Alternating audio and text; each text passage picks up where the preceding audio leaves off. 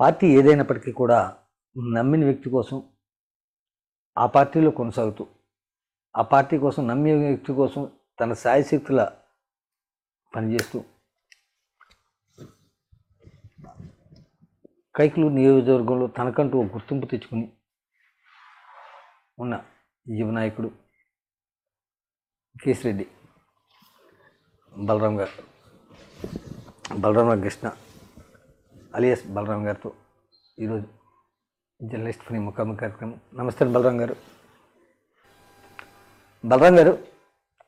మీ 2.5 దశాబ్దాల రాజకీయ జీవితంలో ఇప్పటి వరకు 5 పార్టీలు మారారు. 5 పార్టీలు అందరికీ మొదట్లో కాంగ్రెస్ పార్టీలో ఉన్నారు, తర్వాత తెలుగుదేశం, తర్వాత పిఆర్పి, మళ్ళా బీజేపీ, మళ్ళా జనసేన. ఈ 5 పార్టీలు మారడం వెనకాల కారణాలు ఏంటి, కారకులు ఎవరు? నమస్తే అండి. ఆ రోజుల్లో మేము ఆకివీడి టౌన్ హాల్లో షటిల్ ఆడుకునేవాళ్ళం. రామురాజు గారు మేమందరం కలిపి ఆయన కాంగ్రెస్లో సీట్ ఇవ్వటం జరిగింది. ఆయన సీటు ఇవ్వటం మాకు ఫస్ట్ నుంచి ఆయనతో పరిచయం ఉండటం, అలా అప్పటి వరకు మాకు రాజకీయాలంటే ఆసక్తి లేదు, వ్యవహారం లేదు.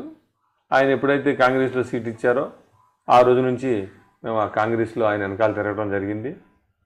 ఆ కాలానుగుణంగా తర్వాత ఆయన వెళ్ళిపోవడం జరిగింది. తర్వాత కామినేని శ్రీనివాస్ గారు అనే వ్యక్తి తెలుగుదేశం పార్టీలో కొద్దిగా మంచి లీడర్గా, పేదల పాలిటి పెన్నిదిగా, నాలాంటి యువతకు చేయూతగా ఆయన రావటం, ఆయన ద్వారా నేను తెలుగుదేశం పార్టీలో చేరటం, అదేవిధంగా కమ్మిల విఠలరావు గారికి 2004లో సీట్ ఇవ్వటం, ఆయన కోసం హోరాహోరీగా మేమంతా కూడా చాలా బాగా కష్టపడి ఆయన గెలిపించడానికి ఎంతో శాయశక్తులా ట్రై చేసాం. అప్పుడు ఏ పార్టీ అండి?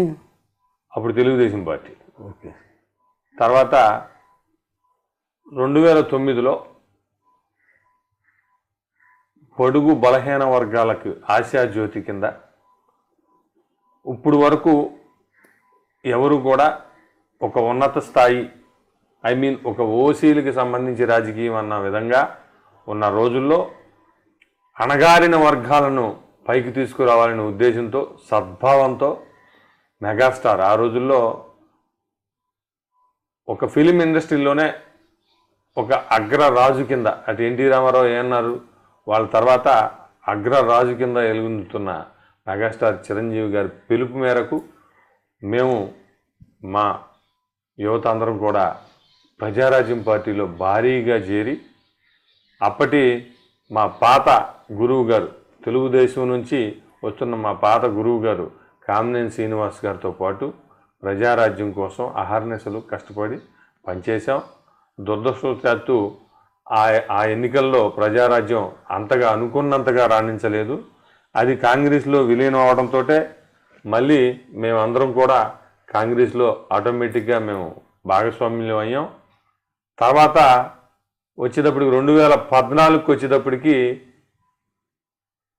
ఒక కులాలకి మతాలకి అతీతంగా, ఇప్పుడు ఎట్లా ఉన్నాయంటే ఈ రోజుల్లో ఎవరన్నా ఏ పార్టీలో ఉంటున్నావు లేదంటే ఏంటి అంటే ఒక కమ్యూనిటీ అయితే ఒక పార్టీ, ఒక కమ్యూనిటీ అయితే ఒక పార్టీ అనే క్రమంలో ఉన్నప్పుడు కులాలకి మతాలకి అతీతంగా ఈ రాష్ట్రం బాగోగుల దృష్ట్యా ఆ రోజున సోనియా గాంధీ కాంగ్రెస్ గవర్నమెంట్ చాలా కిరాతంగా, దారుణంగా తెలంగాణ, ఆంధ్ర రాష్ట్రాన్ని విభజించినప్పుడు ఈ మన ఆంధ్ర రాష్ట్రం కొంచెం ఇబ్బందుల్లో ఉంది, దీన్ని మన ఈ రాష్ట్రాన్ని మనం ఏదో రకంగా కాపాడాలనే ఉద్దేశంతో పవర్ స్టార్ పవన్ కళ్యాణ్ ఆయన ప్రజారాజ్యం పార్టీ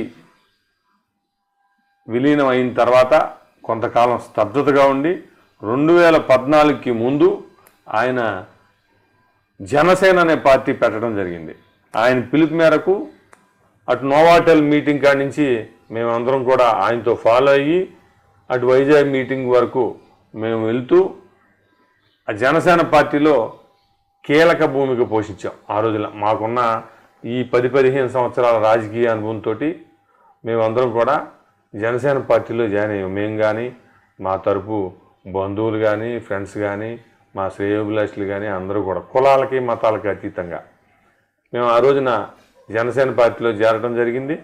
జనసేన పార్టీలో చేరిన తర్వాత జనసేన పార్టీ క్రియాశీలకంగా ఇటు గ్రామాల్లో కానీ మండల స్థాయిలో కానీ నియోజకవర్గాల్లో కానీ ఎక్కడా కూడా ఒక కార్యవర్గం అనేది లేదు. కానీ నేను ఎస్పెషల్లీ నేను చిన్న చిన్న పిల్లలందరినీ అంటే నేను ఉన్నవాళ్ళలో నేను కొంచెం పెద్దవాడిని. ఆ రోజుల్లో నాకు ఇప్పుడు 50 సంవత్సరాలు వచ్చినాయి. వాళ్ళందరిలో కల్లా ఉన్న వాళ్ళందరినీ పోగేసుకుని నాకు నేనుగానే ఈ నియోజకవర్గానికి అనామతిగా నియోజకవర్గ ప్రెసిడెంట్ కింద నాకు నేనే ప్రకటించుకుని ఈ నియోజకవర్గంలో చాలా విస్తృతంగా పార్టీ నిర్మాణం కానీ పార్టీ యొక్క సంస్థాగతంగా బలంగాని తీసుకురావడానికి ఎంతో కృషి చేశాను. అప్పుడు ఆ 2014లో ఎన్డీఏ కూటమిలో భారతీయ జనతా పార్టీ తరఫున మా గురువు గారు నాకు అత్యంత ఆప్తులైనటువంటి కామినేని శ్రీనివాస్ గారికి బీజేపీ తరఫున టికెట్ ఇవ్వటం, అదే బీజేపీ పార్టీకి తెలుగుదేశం పార్టీకి జనసేన నాయకుడు పవన్ కళ్యాణ్ గారు మద్దతు ఇవ్వటం, మేము కూడా చాలా మమేకమయ్యి శ్రీనివాస్ గారి గెలుపులో ఈ కల్లిని మండలంలోనే ఈ గైగ్లూరు నియోజకవర్గంలో ఉన్న యువతనందరినీ కూడా మేము ఆ పార్టీకి ఆకర్షితులను చేసి శ్రీనివాస్ గారికి గెలుపు నల్లేరు మీద నడకకి చేయడానికి ఎంతో దోహదపడ్డాం. మేము ఎప్పుడు కూడా సొంత స్వలాభం కోసం నేను ఎప్పుడూ రాజకీయం చేయలే. ఆ రోజున జనసేనలో శ్రీనివాస్గా మేము జనసేనలో ఉండి ఎన్డీఏ కూటమిలో భాగస్వామ్యమైన బీజేపీని గెలిపించడానికి ఎంతో కృషి చేశాం. తర్వాత 2019లో ఎలక్షన్ అనంతరం జరిగిన పరిణామాల్లో బీజేపీలో చేరితే బాగుంటుంది, నేషనల్ పార్టీ వైసీపీ వాళ్ళ ఆగడాలు తట్టుకోవాలంటే ఓ నేషనల్ పార్టీ కావాలనే ఉద్దేశంతో మళ్ళీ భారతీయ జనతా పార్టీలో మా మాజీ గురువు గారు అనేటువంటి కామినేని శ్రీనివాస్ గారి ద్వారా మళ్ళీ భారతీయ జనతా పార్టీలో చేరటం జరిగింది. తర్వాత అదే క్రమంలో 2024లో మళ్ళీ ఎన్డీఏ కూటమి ఏర్పడడానికి ప్రధాన కారకుడు పవన్ కళ్యాణ్ గారు. ఆయన పిలుపు మేరకు మొత్తం 3 పార్టీలు ఏకమైనాయి. ఇక్కడ మళ్ళీ భారతీయ జనతా పార్టీ తరఫున కామినేని శ్రీనివాస్ గారికి సీట్ ఇవ్వటం, మేమందరం కూడా ఎంతో కష్టపడటం, అఖండ మెజార్టీ 46,000 చిల్లర మెజార్టీ తీసుకురావడంలో కూడా కీలక భూమిక పోషించాం. అలాగే భారతీయ జనతా పార్టీకి ఇక్కడ స్టేట్లో ఉన్న తెలుగుదేశం జనసేనకి మిత్రం కలపడానికి కృషి చేసిన పవన్ కళ్యాణ్ గారు ఎంతో కష్టపడి కృషి చేసి పార్టీలు మూడింటిని ఒక తాటి మీదకి తీసుకొచ్చారు. ఈ తీసుకురావడం బెనిఫిట్ ఈ పార్టీలకి అన్నా కూడా భారతీయ జనతా పార్టీకి ఎక్కువ ఇవాళ ఈ ఎన్డీఏ భాగస్వామ్యమైనటువంటి ఈ ఆంధ్ర రాష్ట్రంలో ఉన్న ఈ కూటమే ఇప్పుడు ఉపయోగపడుతుంది. అటు కేంద్రంలో కానీ ఇటు మన ఆంధ్ర రాష్ట్రంలో కానీ మొత్తం ఎన్డీఏ కూటమి చాలా సుపరిపూర్ణంగా పరిపాలిస్తుంది అనటానికి ఎటువంటి అతిశయోక్తి లేదు. నేనెప్పుడు నా పర్సనల్ రాజకీయాలు నేను ఎప్పుడూ చేయలే. నేను ఏ పార్టీ మారినా ఇక్కడ లోకల్గా ఉన్న నాయకుల కోసం మా డాక్టర్ కామినేని శ్రీనివాస్ గారి కోసం మేము ఎప్పుడు అనుక్షణం ఆయన కోసం కృషి చేశాం. ఆయన చాలా మంచి వ్యక్తి, కులాలకు మతాలకు అతీతుడైన వ్యక్తి. అతన్ని చాలామంది దూరంగా చూసి ఆయన ఏదో వైట్ కాలర్ మనిషి అది ఇది అనుకుంటారు, కానీ ఆయన అటువంటి వ్యక్తి కాదు. ఆయన నమ్మిన వాళ్ళకి అండగా నిలిచే ఓ మహాశక్తి. ఆయన గురించి మనం ఎంత చెప్పుకున్నా తక్కువే. బలరాం గారు, నేటి సమాజంలో రాజకీయం అంటే ఒక వ్యాపారం కింద ఏంటి, ప్రతి ఒళ్ళు కూడా తమ వ్యాపారాలు కొనసాగించుకోవడానికి లేకపోతే తన ఒక వ్యాపారం కింద చూసే రాజకీయం కూడా ఒక వ్యాపారంగా చూసి భావిస్తున్నారు. కానీ మీరు దీనికి భిన్నంగా మీకు నచ్చిన నాయకుల కోసం లేదా మీకు నచ్చిన పవన్ కళ్యాణ్ కోసం, చిరంజీవి కోసం, లేకపోతే కామినేని శ్రీనివాస్ కోసం ఇలాగా మీ నచ్చిన నాయకుల కోసమే ఈ పార్టీలు మారుతా రాజకీయాలు చేస్తున్నారు తప్ప మీ సొంతం కోసం అంటే మీరు ఇక్కడ ఏ పార్టీ మారినా సరే మీ స్వలాభం కోసం మీరేమి చూడలే. అలాగని మీరు నమ్ముకున్న నాయకులు కూడా మిమ్మల్ని ఏమీ చూడట్లా, వాడుకుని వదిలేస్తున్నారు. అది వాస్తవం అంటారు కాదంటారు? మంచి ప్రశ్న అడిగారు. నాకు నాయకుల మీద అభిమానంతో నేను పార్టీలోకి, వాళ్ళు ఏ పార్టీ మారితే ఆ పార్టీలోకి నేను వెళ్ళానే తప్ప నేనేదో వ్యాపార దృక్పథంతోనో వాళ్ళేదో నన్ను ఏదో వాడుకుని వదిలేసే విధంగానో నేను ఎప్పుడు ఏ రోజున లేను. నన్ను ఆ రోజు 1993 నుంచి నేటి ఇవాళ 2024 వరకు నేను ప్రత్యక్ష రాజకీయాల్లో నేను చాలా చురుకుగా పాల్గొన్నాను. ఏ రోజుని కూడా ఏ నాయకులు కూడా నన్ను వాడుకుని వదిలేయడం అనేది ఏ రోజున జరగలేదు. వాడుకుని వదిలేయడం అంటే అండి, మీకు సరైన ఇప్పుడు ఒక ఏఎంసీ చైర్మన్ కానీ లేకపోతే నామినేటెడ్ పోస్టులు ఏవి కూడా మీకు ఇవ్వలేదు, లేదా ఒక ఎంపీటీసీ కానీ ఒక ఎంపీపీ కానీ లేదా ఒక జెడ్పీటీసీ కానీ అవకాశాలు కూడా ఇవ్వలేదు మీకు. ఇంకా వాడుకుని వదిలేయడం కాదు, దీన్ని ఏమంటారని? అంటే దానికి గల కారణాలు చాలా ఉన్నాయి. అంటే మీ దగ్గర డబ్బు లేదని మీరు మళ్ళీ వదిలి పక్కన పెట్టేస్తున్నారా? అది కూడా కాదండి. ఇప్పుడు మీరు అడిగిన క్వశ్చన్కి కొంచెం నేను చెప్పండి చెప్పండి. మాది కల్దిని మండలంలో మేజర్ గ్రామం. అవునండి. నియోజకవర్గంలోనే కైక్లూరు తర్వాత ఆల్మోస్ట్ మాదే పెద్ద గ్రామం. ఈ గ్రామంలో ఫస్ట్ నుంచి కూడా రాజకీయ చైతన్యం కలిగిన గ్రామం ఇది. ఇండిపెండెంట్గా మా వరుసకి మావయ్య అవుతారు చందనశెట్టి పాండురంగారావు గారు, మా సొంత బావగారికి పెదనాన్న అవుతారు. ఆయన ఇక్కడ ఇండిపెండెంట్గా వేసి, ఆ రోజుల్లో కాంగ్రెస్ అంటే కంచుకోటగా ఉన్న ఈ ఆంధ్ర రాష్ట్రంలో ఇండిపెండెంట్గా పోటీ చేసి ఎమ్మెల్యేగా గెలవడం జరిగింది. ఆ రోజు నుంచి ఈ రోజు వరకు కూడా చాలా రాజకీయ చైతన్యమైన గ్రామం మాది. ఇక్కడ నాయకులు చాలామంది ఎక్కువ, పైగా అందరూ కూడా మాకు బీరకాయ పీసు రిలేషన్. బావనో పెదనాన్ననో బాబాయ్యనో మావయ్యనో మనం ఓవర్టేక్ చేసి వెళ్ళే స్వభావం మనది కాదు. మనోళ్ళు మన ముందున్న వాళ్ళు ప్రయారిటీ ప్రకారం బాబాయిలు బావలు మావయ్యలు వాళ్ళకు ఒక్కో. ఇక్కడ మా కజిన్ ఒక ఆయన మా సొంత బావగారికి బ్రదర్ ఇక్కడ ఎంపీపీ చేశారు, ఫస్ట్ మండల ప్రెసిడెంట్. ఈ ఆంధ్ర రాష్ట్రంలో మండలాలు ఏర్పడిన తర్వాత ఫస్ట్ మండల ప్రెసిడెంట్ కింద చందనశెట్టి మురళీకృష్ణ గారు ఈ కోరుకోలు నుంచి మండలానికి ఎన్నికయ్యారు. అలాగే మా కజిన్ వలవల రామారావు గారు. ఏమంటే బలరాం గారు మీ బావగారు ఎన్నికయ్యారా లేకపోతే మీ కజిన్ ఎన్నికయ్యారని కాదండి, బలరాం గారికి ఇప్పుడు బలరాం గారు నమ్ముకున్న వాళ్ళు కొంతమంది ఉన్నారు. వాళ్ళు అనుకుంటున్నారు, ఇప్పుడు మీరు వాళ్ళు అనుకోకపోయినా సరే నాలుగు రోజులు అయినా సరే మీ వాడికి ఏమీ రాలేదండి, ఏ పదవి లేదు, మా వాళ్ళకే వస్తున్నాయి. ఇప్పుడు వలవల రాము గారి మనుషులు వలవల రామారావు గారి మనుషులు బలరాం గారి మనుషులు కాదు.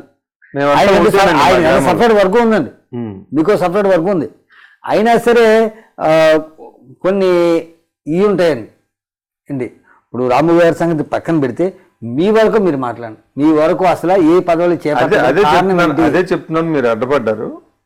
ఇప్పుడు మురళీకృష్ణ గారు ఎంపీపీ చేశారండి, రామారావు గారు ఎంపీపీ చేశారు. నా ఆత్మ మిత్రుడు, నా కజిన్, మా దూరపు రిలేషను వలవల రమేష్ అని అతను నీటి సంఘం ప్రెసిడెంట్ చేశాడు. రేపు రాబోయే రోజుల్లో సర్పంచ్ అభ్యర్థిగా తను ఉన్నాడు. మన అముజాల బాబులని మా ఫాదర్ కజిను, అతను వైస్ ఎంపీపీ చేశాడు. అందరూ మాకు సంబంధించిన వాళ్ళందరూ ఒక్కొక్క పదవి అందరూ ఒకేసారి చేయలేరు కదండి పదవులు. వాళ్ళందరిలో కల్లా వయసులో చిన్నోడు నేను. ఇప్పుడు ప్రయారిటీలో ఫస్ట్ లిస్ట్లో ఫస్ట్ పేరులో నాదే ఉందని నేను అనుకుంటున్నాను. అంటే ఇప్పటికైనా సరే ఇప్పుడు ప్రస్తుతం ఎమ్మెల్యే కామినేని శ్రీనివాస్ గారు ఉన్నారు, ఆయనకి మీరు బాగా అత్యంత ఆప్తులు. ఈ సమయంలో అయినా సరే మీకు ఏదైనా పదవి వచ్చే అవకాశం ఉందంటారా? ఉంది, డెఫినెట్గా ఉంది. నేను ఆయనకి నా మనసులో ఉన్నది ఆయనకి చెప్పడం జరిగింది. నేను ఎప్పుడు కూడా స్థాయిని మించి నేను అడగను. మీకు ఉదాహరణకు చెప్పాలంటే 2014 నుంచి 19 వరకు జనసేనలో చాలా యాక్టివ్గా ఉండి యువకులందరినీ ఉత్తేజపరిచి ఈ నియోజకవర్గంలో జనసేనకు ఒక రూపురేఖ తీసుకొచ్చిన వ్యక్తిని నేను.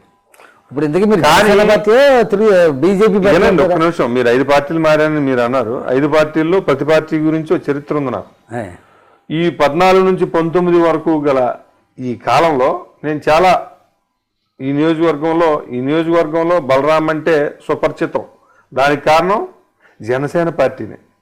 అటువంటి పార్టీకి నేను ఎప్పుడు కూడా కొంతమందిని పోగేసి పెద్ద వాళ్ళని తీసుకొచ్చి ఈ పార్టీని బలోపేతం చేయాలని అనుకున్నాను తప్ప, నేను ఎప్పటి నుంచో ఉన్నాను, నేనే సీనియర్ని కదా అని నా స్థాయికి మించి నేను ఎప్పుడు ఎమ్మెల్యే పదవి నేను అసలు అప్లికేషన్ కూడా పెట్టలే.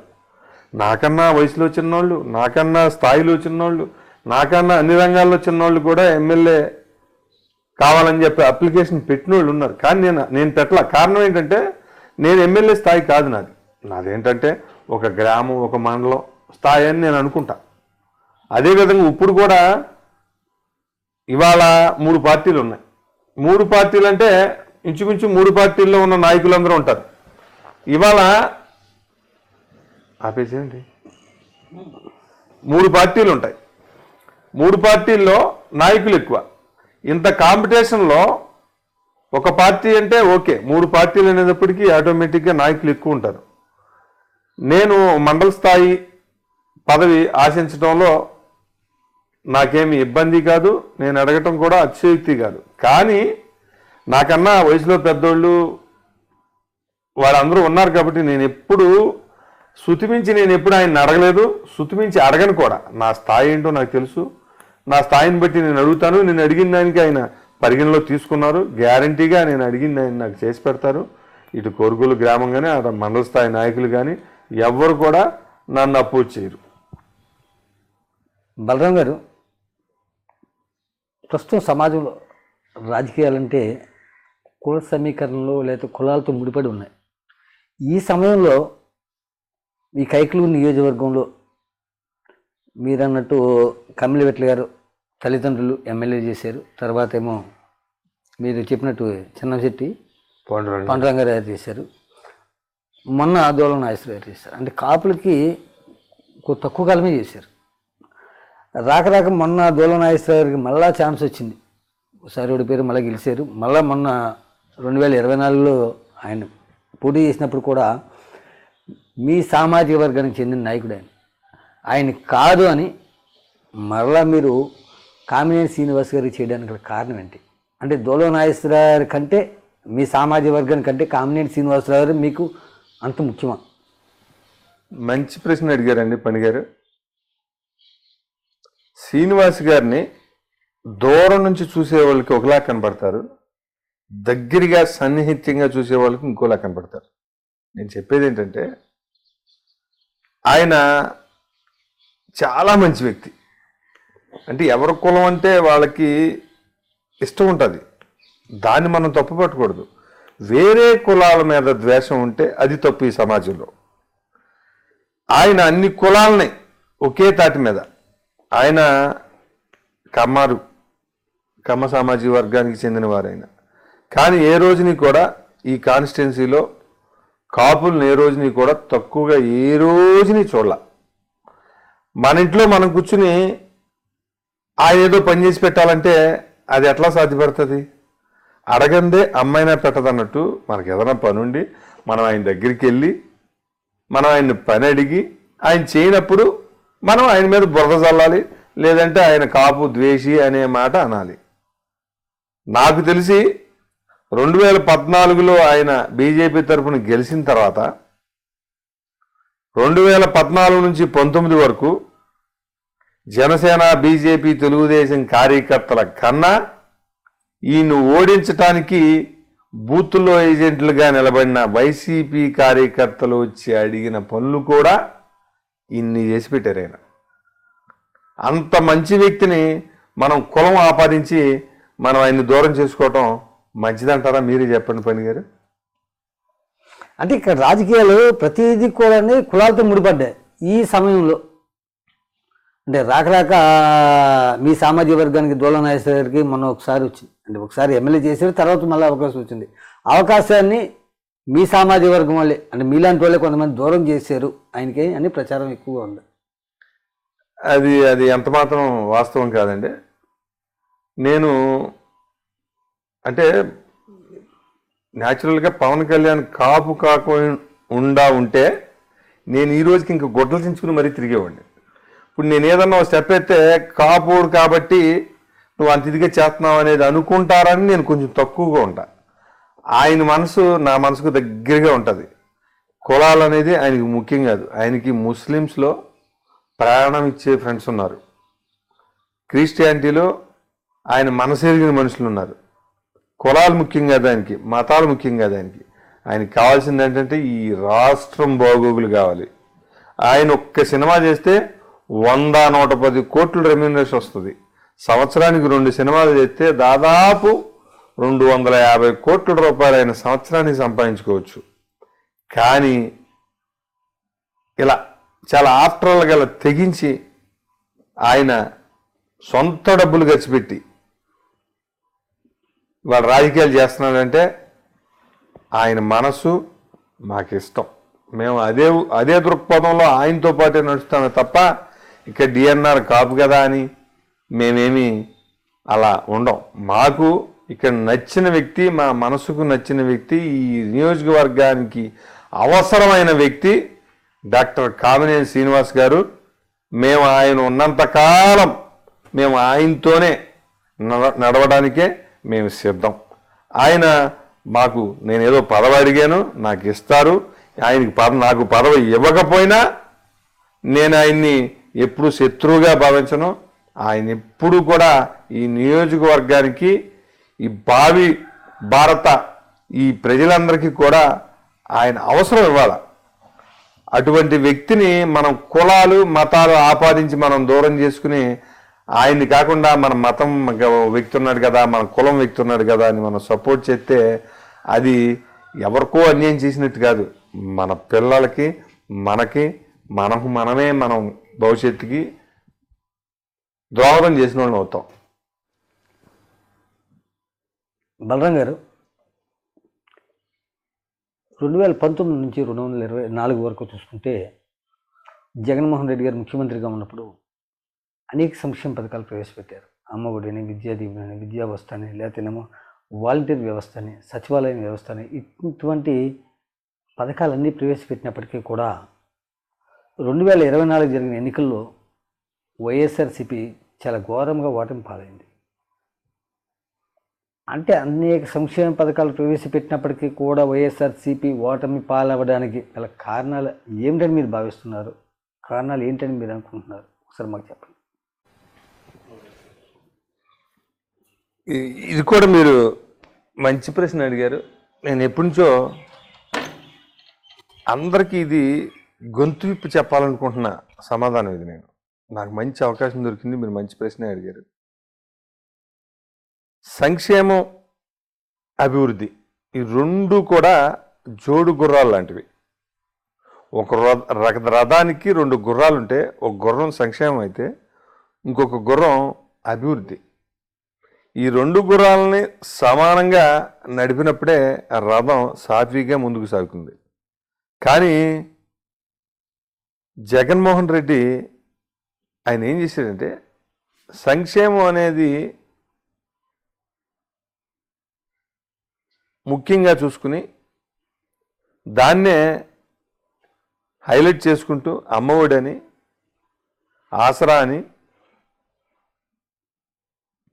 ఇంకిట్లా అన్ని ఈ ఆయన ఉన్న వాటిలన్నిటిలో కల్లా పెన్షన్, వృద్ధాప్య పెన్షన్ అనేది అది ఉపయోగపడేది.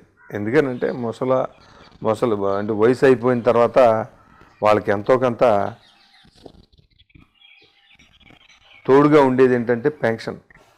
ఆ పెన్షన్ అనేది ఓకే, కానీ మిగతా అన్నీ కూడా జనాలుకి మనం ఇచ్చిన అది దాన్ని సరైన సక్రమంలో యూటిలైజ్ చేసుకోవాలి. దాన్ని ఈ అమ్మఒడి కానీ, లేదంటే కాపు నేస్తం కానీ, లేదంటే బీసీ నేస్తం కానీ, లేదంటే మహిళలకు ఇచ్చేది కానీ ఏది కూడా సక్రమమైన పద్ధతిలో యూటిలైజ్ అవ్వాలి ఆ ప్రజలకి.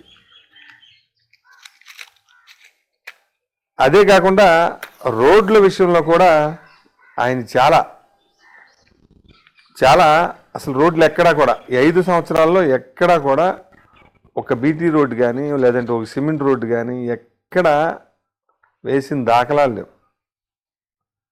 ఆయన ఎంతసేపు సంక్షేమం ప్లస్ ఇంకా మేజర్గా ఏంటంటే ఒక మినిస్టర్ అంటే ఒక హోదా ఉండాలి. హోదా కలిగి హుందాగా ప్రవర్తిస్తేనే ఈ రాష్ట్రం హుందాగా ఉంటుంది. ఒక మినిస్టర్ అయ్యిండి ఒక చిల్లరగా ఏదో ఒక గొడ్డను కాసుకునేవాళ్ళు, లేదంటే మామూలుగా ఏదో రోడ్డు మీద గాలిగా తిరిగేవాళ్ళు మాట్లాడుకున్నట్టుగా ఒక సాటి పొలిటీషియన్స్ని వ్యక్తిగతంగా దూషించడం అదొకటి గవర్నమెంట్కి మాయని మచ్చ కింద తయారైంది. పవన్ కళ్యాణ్ గురించి వ్యక్తిగతంగా మాట్లాడవచ్చు, లోకేష్ గురించి వ్యక్తిగతంగా మాట్లాడవచ్చు, లేదంటే చంద్రబాబు గురించి, చంద్రబాబు సతీమణి భువనేశ్వర్ గురించి అయి ఉండొచ్చు. ఏదైనా వ్యక్తిగత దోషణలకు వెళ్ళి చూసేవాళ్ళం. అవన్నీ ప్రజలకి ఏ రకంగా సంకేతాలు ఇచ్చినాయి అంటే, ఇతను పొలిటీషియన్ కాదు, పొలిటీషియన్ అంటే ప్రజాసేవకుడు, ఇతను పొలిటీషియన్ కాదు, ఇతని వల్ల ఏంటంటే కక్ష సాధింపు చర్య, సంక్షేమం పేరుతో ప్రభుత్వ డబ్బుతో ఓట్లు కొనుక్కొని ఈ ప్రజల్ని పిప్పి చేసేయాలనుకునే స్వార్థపరుడు, స్వలాభాపేక్ష కలిగిన దుర్మార్గ నాయకుడు. అందుకనే ఆయనకి దారుణంగా ఈ ఆంధ్ర ప్రజలు బుద్ధి చెప్పారు. ఈ బుద్ధి ఏ ఒక్క పార్టీ నాయకుడికో చెప్పినట్టు కాదు. ఇది రాష్ట్రంలో ఉన్న మిగతా పార్టీలన్నిటికీ కూడా ఇది ఒక మేల్కొల్పు. తెలుగుదేశం అవ్వచ్చు, జనసేన అవ్వచ్చు, కాంగ్రెస్ అవ్వచ్చు, లేదా సిపిఐ సిపిఎం అవ్వచ్చు, ఏ పార్టీకైనా కానీ ఇది మట్టికి చెంపపెట్టు. ఎట్లా అంటే సరిగ్గా ప్రజల విషయంలో ఎవ్వరూ కూడా సరిగ్గా లేకపోతే, రాజకీయం అనేది రాజకీయంగా కాకుండా వ్యక్తిగతంగా ప్రజలను ఇబ్బంది పెట్టే రకంగా ఒక రౌడీయిజంగా, ఒక గోండాయిజంగా చేస్తే ఎవరి పరిస్థితి అయినా సరే ఇదే విధంగా ఉంటుందని ఇది ఒక సంకేతం. 151 సీట్లు వచ్చిన అతను 11 సీట్లకు పరిమితం అయ్యాడంటే దానికి గల కారణం వేరే చెప్పవసలా. బలరాం గారు, తెలుగుదేశం, జనసేన, భారతీయ జనతా పార్టీ ఈ కూటమి పోటీ చేయడం వల్ల అత్యధిక స్థానాలు వచ్చినాయి. అట్లా అత్యధిక స్థానాలు రావడానికి కారణాలు ఏంటి? అంటే కూటమి కలిసి ఉండటం వల్ల వచ్చినాయి అంటారా, లేకపోతేనేమో విడిగా ఉన్నా సరే వస్తాయంటారా? ఇప్పుడు కూడా కొన్ని చోట్ల తెలుగుదేశం, జనసేన పార్టీ వాళ్ళకు కూడా పడట్లేదు, అలాగే బీజేపీ చోటు ఉన్న చోట తెలుగుదేశం వాళ్ళకి పడట్లేదు అని కూడా ప్రచారం ఎక్కువగా ఉంది. ఇది వాస్తవం అంటారు, కాదంటారు? 164 సీట్లు రావడానికి ప్రధాన కారణం ఏంటండి? పనిగారు, మంచి ప్రశ్న అడిగారు మీరు. 164 సీట్లు రావడానికి గల ప్రధాన కారణం గ్రామంలో కానీ, మండలంలో కానీ, నియోజకవర్గంలో కానీ ఈ 3 పార్టీలకు సంబంధించిన నాయకులు కష్టపడి తిరగటం మూలంగా కాదు. వైసీపీ పార్టీ అంటే జనాలకి భయభ్రాంతులకు గురి చేసింది. అది ఎట్లా అంటే స్వేచ్ఛా స్వాతంత్రం కూడా కోల్పోయారు ప్రజలు. అసలు వైసీపీ పార్టీ బాగోలేదు, ఇలా చేస్తే బాగుంటుంది అని మనసులో అనుకుంటా కూడా భయపడ్డారు. దానికి ఉదాహరణ ఏంటంటే ఎలక్షన్స్ అయిపోయినాయి. ఎలక్షన్స్కి కౌంటింగ్కి మధ్యగా కొంచెం గ్యాప్ ఉంది. ఎప్పుడు చాలా ఎలక్షన్స్ నుంచి మేము చూస్తూ ఉంటాం. ఇక మాది పల్లెటూరు వాతావరణం కాబట్టి కొంచెం ఇక్కడ చిల్లరగా పందాలు అవి జరుగుతూ ఉంటాయి. ఇంచుమించుగా ఒక పార్టీకి ఓటేసిన వాళ్ళు బయటకు వచ్చి మా పార్టీ గెలుస్తుంది, మా పార్టీ గెలుస్తుంది అని చాలా ఆవేశంగా చెప్పిన సందర్భాలు ఉన్నాయి. ఏ రాజకీయ పార్టీకైనా సరే ఈ పార్టీ ఈసారి గెలుస్తుంది, ఈసారి ఈ పార్టీ గెలుస్తుందని సర్వేలు కూడా ఇంచుమించుగా చెప్పడం జరిగింది. ఈ 164 సీట్లు వస్తున్న సంగతి ఏ సర్వే కూడా గ్రహించలేదు. దానికి కారణం ఏంటంటే ఓటేసి వచ్చి కూడా నేను వైసీపీకి వేయలేదు, కూటమికి వేసాను అని దమ్ముగా ధైర్యంగా చెప్పలేకపోయారు అంటేనే ఆ పార్టీ ఎంత భయపెట్టింది అనే దానికి ఒక మచ్చు తునక, ఒక ఉదాహరణ. మాకు సంబంధించిన వ్యక్తులు, ప్రతిరోజు మాతో ఉండే వ్యక్తులు కూడా ఏ పార్టీకి ఓటేసే, మేము ప్రతిరోజు వెళ్ళి ఈ పార్టీకి ఓటేయండి బాగుంటుందని ప్రచారం చేసాం, ఓకే.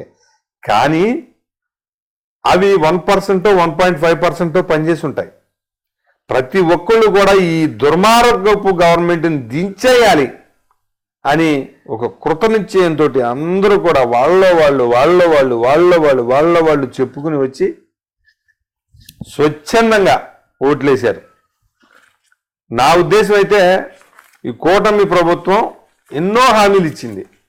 ఏ హామీలు అసలు మామూలుగా ఫ్రెష్గా నామినేషన్లు వేసుకుని ఎలక్షన్కి వెళ్ళిన ఈ 164 సీట్లు వచ్చాయి నా ఉద్దేశం అయితే. ఎందుకనంటే వీళ్ళు అవతలో లేదో చేసేస్తారు, మన మీద పాలు పోస్తారు, మన ఏదో చేసేస్తారనే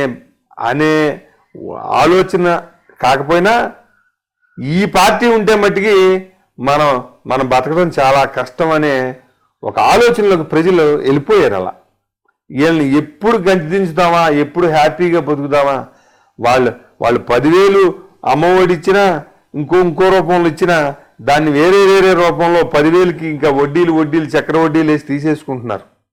అదే కాకుండా ఒక వాక్ స్వాతంత్రం లేదు. ఇప్పుడు ఒక వాట్సాప్లో మెసేజ్లు పెట్టాలన్నా లేదంటే ఏదన్నా పోస్టర్ వేసుకోవాలన్నా మన ఇష్టంగా ఉండేది. కానీ ఆ రోజుల్లో అలా ఉండేది కాదు. ఆ గవర్నమెంట్ని దించాలని ప్రజలందరూ కూడా ముక్త కంఠంతో ఒకరికొకరు చెప్పుకుని ఈ విజయం మట్టికి ఏ ఒక్క కార్యకర్తదో నాయకుడిదో కానే కాదు.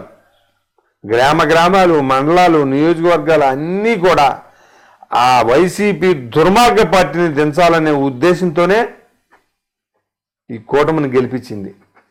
కూటమి ప్రభుత్వం అంటే మంచి ప్రభుత్వం. ఈ ప్రభుత్వం ఇలా కొంతకాలం పాటు ఉంటే ఈ లోటు బడ్జెట్లో ఉన్న ఈ ఆంధ్ర రాష్ట్రం సుభిక్షంగా ఉంటుందని ఈ మీడియా ద్వారా, ఈ ఇంటర్వ్యూ ద్వారా ఈ ఆంధ్ర రాష్ట్ర ప్రజలందరికీ తెలియజేయడంలో నేను ఎటువంటి సంకోచాన్ని వెల్లడించట్లేదు. బలరాం గారు, 2014 నుంచి 19 వరకు కూడా అప్పటి బీజేపీ ఎమ్మెల్యే, ప్రస్తుతం ఎమ్మెల్యేగా ఉన్నటువంటి కామినేని శ్రీనివాసరావు గారు ఎమ్మెల్యేగా ఉన్నారు. ఆయన నియోజకవర్గాన్ని ఏ మేరకు అభివృద్ధి చేశారనేది మీరు చూశారు. అదేవిధంగా 2019 నుంచి 2024 వరకు వైఎస్ఆర్సీపీకి చెందిన దూల నాగేశ్వరరావు గారు వైఎస్ఆర్సీపీ ఎమ్మెల్యేగా ఉన్నారు. ఆయన ఏమాత్రం అభివృద్ధి చేశారో మీరు చూశారు. అంటే ఈయన 5 సంవత్సరాలు చేశారు, ఆయన 5 సంవత్సరాలు చేశారు. వీళ్ళిద్దరు 5 సంవత్సరాల పరిపాలన కాలంలో మీకు నచ్చిన పరిపాలన ఎవరిది బాగా చేశారు, ఎవరేం చేశారు ఒకసారి చెప్పండి. 2019 నుంచి 2024 వరకు దూలం నాగేశ్వరరావు గారు ఎమ్మెల్యేగా ఇక్కడ పనిచేశారు. ఆయన ఎమ్మెల్యేగా గెలవటమే కానీ పరిపాలన అంతా జగన్మోహన్ రెడ్డి చేశారు. ఇక్కడ ఎమ్మెల్యేలకి ఏమి కూడా ఒక స్వాతంత్రం లేదు. ఇక్కడ